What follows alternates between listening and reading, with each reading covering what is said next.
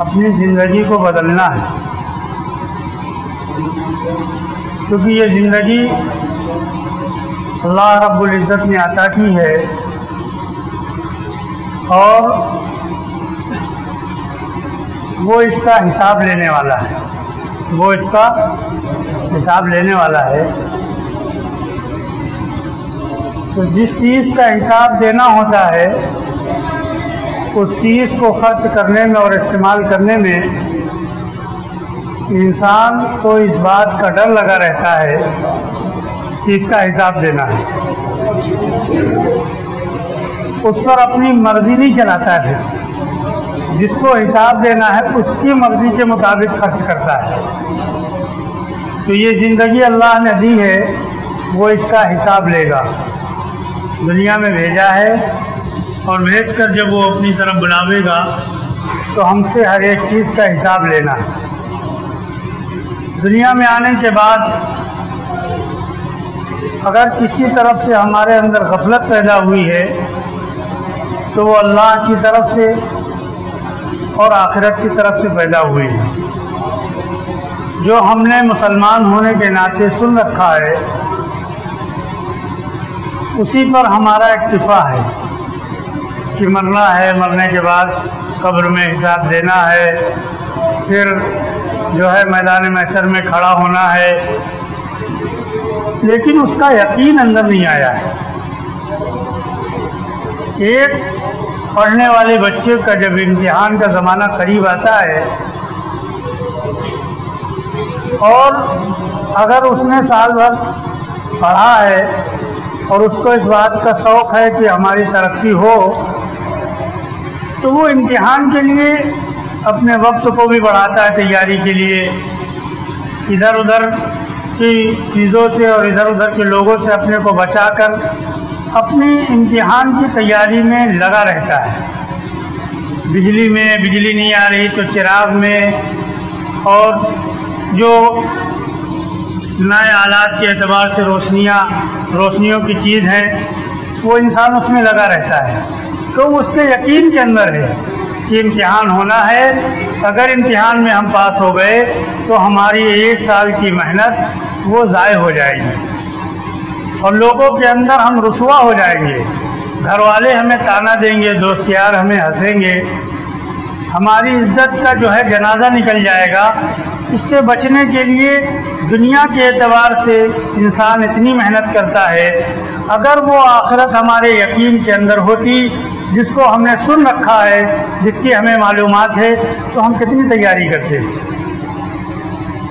لیکن ہم سنی ہوئی باتوں پر دنیا کے اعتبار سے تو عمل نہیں کرتے ہیں، لیکن آخرت کی بات جو ہم نے سن رکھی اس پر ہم مطمئن ہیں کہ ہمیں معلوم ہے۔ تو معلوم ہونے سے کام تھوڑے چلتا ہے۔ ایک آدمی کو معلوم ہو کہ دال کے اندر نمک اتنا ڈالا جاتا ہے اور مرچی اتنی ڈالی جاتی ہے اور اتنی دیر پکایا جاتا ہے، لیکن وہ اس کو عمل میں نہ لاوے تو دال بن جائے گی، اس کی معلومات سے دال بن جائے گی۔ اچھا معلومات ہے لیکن عمل نہیں سیکھا ہے، کبھی نہیں بنے گی۔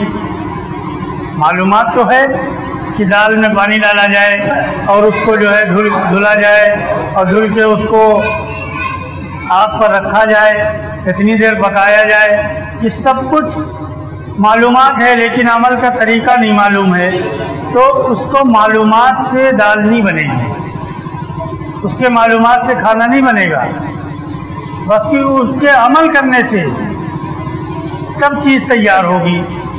اسی طریقے سے آخرت کی اور اللہ کی ہمیں جو معلومات ہے اس کے اوپر ہم ایسے ہی مطمئن بیٹھے ہیں، عمل کرنے کی ہمارے اندر کوئی ضرورت ہے نہ چاہت ہے، اور ضرورت اور چاہت جو ہمارے اندر سے ختم ہوئی ہے اس کی وجہ یہ ہوئی ہے کہ اللہ نے جن چیزوں کو بنایا تھا اپنی پہچان کرانے کے لیے اور ہمارے امتحان کے لیے، ہم نے اپنی محنت کا میدان ان چیزوں کو بنایا ہے۔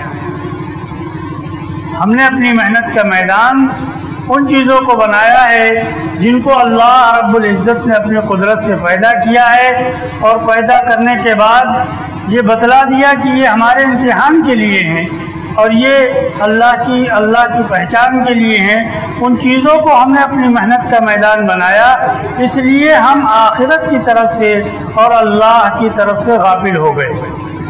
اللہ کے علاوہ اس کائنات میں زمین، آسمان، سورج و چاند، ستارے، درخت، پانی، ہوائیں اور جو ہے موجوں مارتا ہوا سمندر اور اونچے اونچے ٹیلے اور پہاڑ، یہ جتنی چیزیں ہیں دنیا کے اندر، اللہ رب العزت نے ان کو اپنی قدرت سے پیدا کیا ہے۔ کیسے پیدا کیا ہے؟ اللہ رب العزت نے ان کو اپنی قدرت سے پیدا کیا ہے۔ ہر چیز کو اللہ نے اپنی قدرت سے بنایا ہے۔ کسی چیز کے بنانے میں اللہ رب العزت کو نہ کسی مشورے کی ضرورت پڑی اور نہ کسی نقشے کی ضرورت پڑی، ہر چیز کو اللہ نے اپنی قدرت سے بنا دیا ہے۔ بنانے کے بعد اللہ رب العزت نے خود اعلان کیا ہے کہ دیکھو یہ ساری چیزیں ہم نے بنائی ہیں، یہ ہمارے بنانے سے بنی ہیں، یہ خود نہیں بنی ہیں۔ ساری چیزیں کس کے بنانے سے بنتی ہیں؟ اللہ کے بنانے سے بنتی ہیں۔ یہی بات ہمارے یقین کے اندر آ جاوے، اس کے لیے محنت ہے۔ یہ بات ہماری معلومات میں، ہمارے یقین میں نہیں ہے۔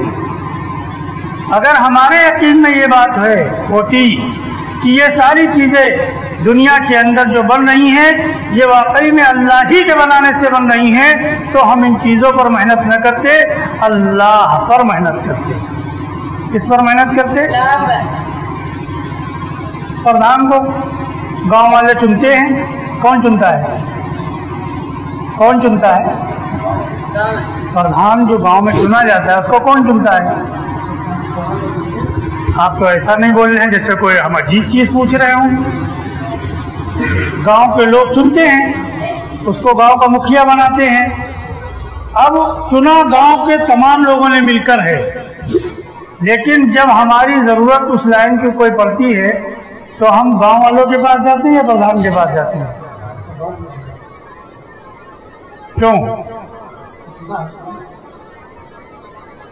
کیوں جاتے ہیں؟ انہوں نے چنا ہے لیکن ان کے کرنے سے کام نہیں ہوگا، اس کے کرنے سے کام ہوگا۔ اس یقین کے ساتھ تو جاتے ہیں،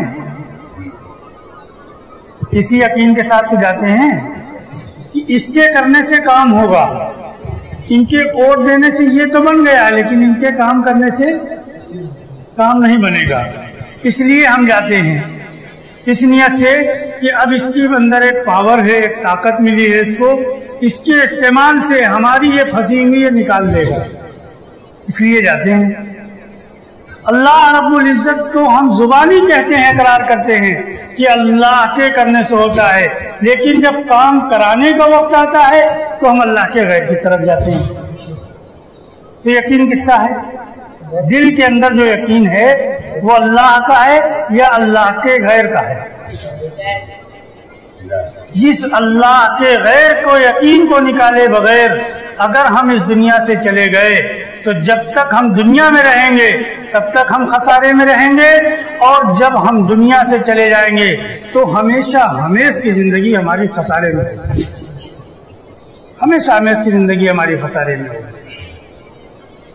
اس لیے انبیاء علیہ السلام کی سیرت اور ان کی زندگی آپ اٹھا کر دیکھیں کہ انبیاء علیہ السلام جب دنیا کے اندر تشریف لاتے تھے، ملک کے کسی بھی ملک میں ہوئے، کسی بھی خطے میں، جس جگہ اللہ ان کو منتخب کر کے بھیجتے تھے، وہ سب سے پہلی محنت انسانیت پر جو کرتے تھے وہ انسانوں کے رخوں کو اللہ کی طرف موڑتے تھے، انسانوں کے رخوں کو اللہ کی طرف موڑتے تھے۔ ایسا نہیں ہے کہ ہم اور آپ کہہ رہے ہیں کہ سب کچھ کرنے والا اللہ ہے، دنیا کی اکثر قومیں یہی کہتی ہیں۔ اور جس زمانے میں جناب محمد رسول اللہ صلی اللہ علیہ وسلم مکے کی سرزمین پر تشریف لائے، اللہ نے ان کو بھیجا، اس زمانے میں اللہ کے منکر مکے والے نہیں تھے،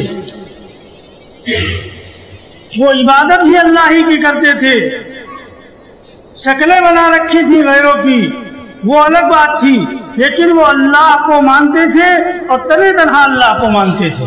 لیکن اللہ سے ضرورت پوری کرانے میں انہوں نے تمام ساری شکلیں بنا رکھی تھی کہ یہ ضرورت آئے گی تو پوری تو اللہ ہی کریں گے، لیکن اس کے ذریعے سے پوری کریں گے۔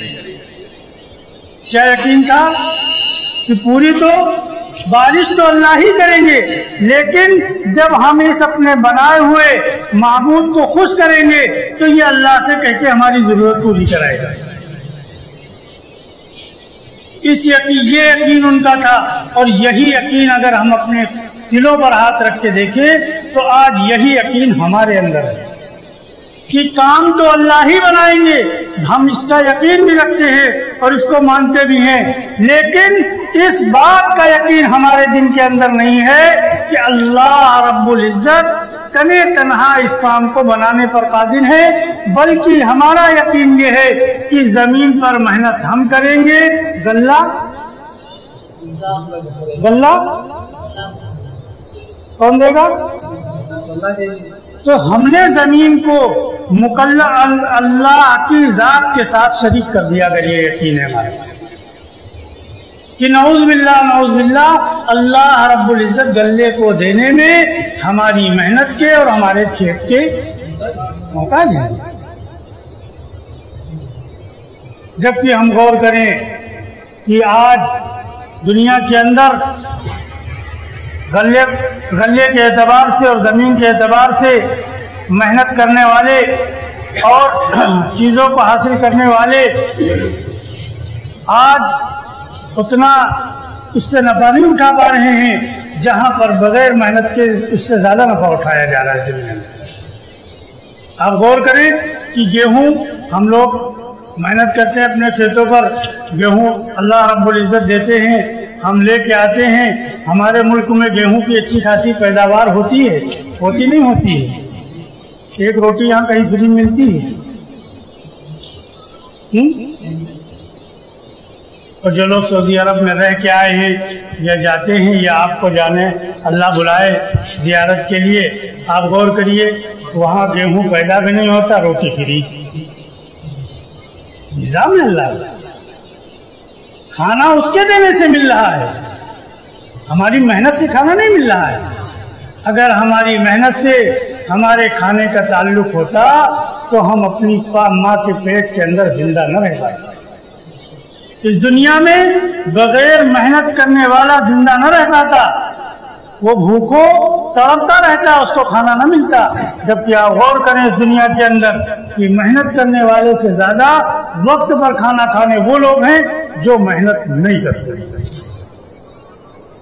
جو محنت نہیں کرتے ہیں۔ وقت پر کھانا کھانے والے کون لوگ ہیں؟ جو اس لائن پر محنت نہیں کر رہے ہیں، اللہ رب العزت ان کو وقت پر کھلا رہا ہے۔ اسپتال میں جاؤ، آپ مریض محنت کر رہا ہے، کھانا کب کھا رہا ہے؟ اور ہم آپ ان کا وقت فکس ہے۔ جیل میں قیدی بند ہے، کھانا کب مل رہا اس کو؟ اور ہم آپ ٹائم سے کھا پا رہے ہیں؟ شام کا کھانا جو ہے وہ بھی ادھر ادھر، دوپہر کا کھانا کام کی وجہ سے ادھر ادھر، شام کا کھانا گھر پہ آنے کی وجہ سے ادھر ادھر۔ جو جتنی بڑی مصروفیت میں پھنسا ہے اتنا ہی اس کا نظام بگڑا ہے، اور جتنا ہی آزاد ہے اتنا ہی نظام اس کا درست ہے۔ اللہ رب العزت دکھلا رہے کہ دیکھو اس محنت سے اس کا تعلق نہیں ہے، تعلق جو ہے وہ اللہ کی ذات سے ہے تنے تنہا۔ اللہ رب العزت نے اس سارے کائنات کو بنایا اور بنانے کے بعد اعلان کیا کہ دیکھو اس کو ہم نے بنایا، اس کو ہم جانتے ہیں۔ بنانے والا ہی تو جانتا ہے، ہر چیز کو کون جانتا ہے؟ بنانے والا جانتا ہے۔ جس طریقے سے آج دنیا کے اندر کسی کمپنی نے، کسی آدمی نے ایک گاڑی کو ڈیزائن دیا، کسی انجینئر نے، اور اس کو کمپنی نے تیار کیا اور تیار کر کے مارکیٹ میں لائے تو فری میں نہیں دیتے ہیں، مال ہم کو اور آپ کو لگانا پڑتا ہے۔ مال لگانے کے بعد اگر اس چیز کو اس بنانے والے کے اعتبار سے ہم استعمال کرتے ہیں تو وہ کیا کرتا ہے؟ وہ اس کی گارنٹی بھی لیتا ہے اور وہ چیز درست بھی رہتی ہے۔